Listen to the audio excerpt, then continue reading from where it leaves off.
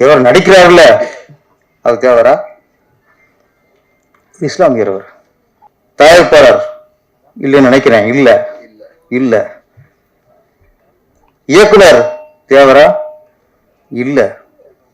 தயாரிப்பாளர் தேவர் இல்ல, இயக்குனரும் தேவர் இல்ல, கதாநாயகன் நடிச்சா ஐயாவும் தேவர் இல்ல. இது எப்படி ஜாதி குணமாகும்?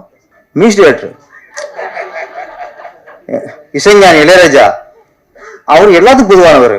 அவர் எந்த ஜாதியும் இல்லை, அவர் மனித இனத்துக்கே பொதுவானவர். அவர் யாருக்கெல்லாம் காது இருக்கோ, மிருகத்துக்கு, பறவைக்கு, காதுக்கு, எல்லாருக்குமே அவர் பொதுவானவர். அவர் அப்ப இசைஞானியும் சமூக சேர்ந்தவர்ல. அப்ப தேவர் பத்தி ஒரு படம் எடுத்துட்டு அதுல இருக்க யாருமே தேவர்னா அதுதான் தேவரையா. அப்படிதான் அமையும்.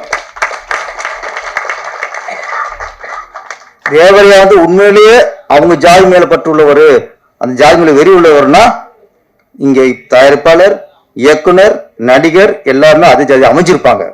அவருக்கு அது இல்லாதனால அந்த ஆத்மா வேலை செய்யும். அந்த ஆத்மா, அந்த அவருடைய எண்ணப்படி அந்த ஆத்மா அப்படிதான். இங்க வெவ்வேறு சமூகத்தை சேர்ந்தவர்கள், வெவ்வேறு மதத்தை சேர்ந்தவர்கள் தேவரையா படத்துல ஒன்றிணைறாங்க. இதுவே மத நல்லிணக்கத்துக்கு சான்று. இந்த வேலை சான்று இருக்கு. நான் சத்யா சார் ரொம்ப பாராட்டுறேன்.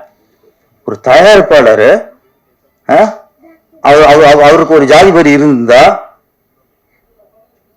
வேகம் படம் எடுத்திருப்பாரு. நம்ம ஜாதிக்காரனா பாடுறான் டைரக்டர், நம்ம ஜாதிக்காரனா நடிகரா போடு அப்படி தேடி இருப்பாரு. உங்களை பாராட்டணும் சார், ஃபர்ஸ்ட் தயாரிப்புல பாராட்டணும். ஏன்னா நீங்க இது பெரிய மனசு வேணும் சார், பெரிய மனசு வேணும்.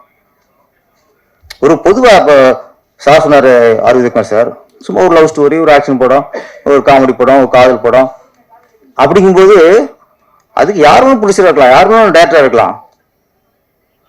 ஆனா ஒரு சமூகத்தை சேர்ந்த ஒருத்தரோட படத்தை எடுக்கும்போது வெவ்வேறு சமூகத்தை சேர்ந்தவர் சேர்ந்து எடுக்கிறாங்கன்னா அங்கே அவர் தான் தெய்வ திருமகன். அதான் தெய்வ திருமகன்.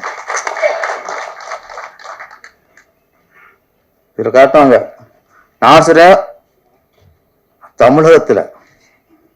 தமிழகத்துல இந்தியாவிலேயே அரசியல் யாரெல்லாம் உள்ள வர்றாங்களோ, யாரெல்லாம் அரசியல்வாதி ஆகணும் ஆசைப்படுறாங்களோ, யாரெல்லாம் அரசியல் கட்சி ஆரம்பிக்கிறாங்களோ அவங்க அனைவரும் படிக்க வேண்டிய ஒரே படம் தேவரோட வரலாறு.